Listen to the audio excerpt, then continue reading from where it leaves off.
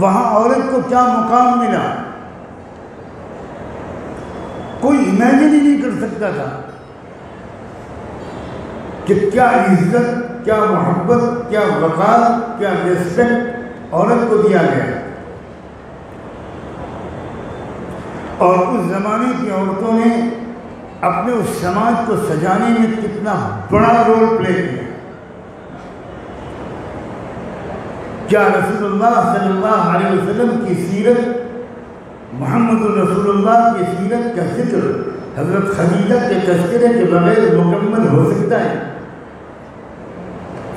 حضرت خدیجہ کا کنٹریبیوشن کتنا بڑا تھا، کاش کہ اس کے بچانے کے لیے وقت ہوتا۔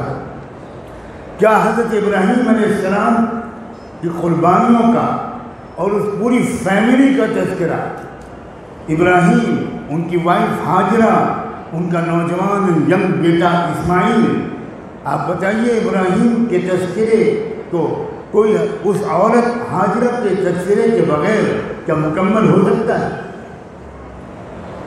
بچیوں اور بہنوں تمہیں مبارک ہو، کعبہ عورت کی یادگار ہے، زمزم عورت کی یادگار ہے، صفا اور مروہ کی پہاڑیاں اور ان کے درمیان حج اور عمرے میں دوڑنا یہ عورت کی یادگار ہے، یہ ہے مقام عورت کا۔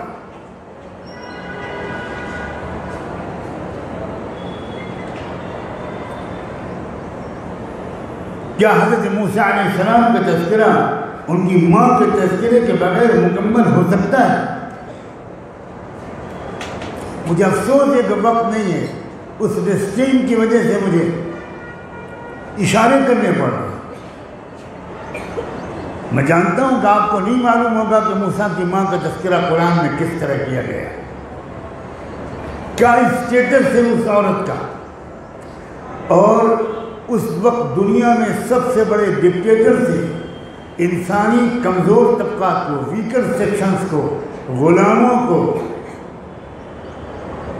آپریس سوسائٹی کو اس وقت کی ڈکٹیٹرشپ سے چھٹکارا دلانے میں موسیٰ علیہ السلام کی ماں کا، ان کے پیشنس کا، ان کے فیتھ کا، ان کی ہمت اور بہادری کا اور ان کی ٹرسٹ کا کتنا بڑا کنٹریبیوشن۔ موسیٰ کی ماں نے ایک بہت بہادری کا کام نہ کیا ہوتا تو موسیٰ زندہ ہی نہ رہتے، اور وہ زندہ نہ رہتے تو وہ انقلاب نہ آتا جو آیا، غلاموں کو آزادی نہ ملی ہوتی جو آئی۔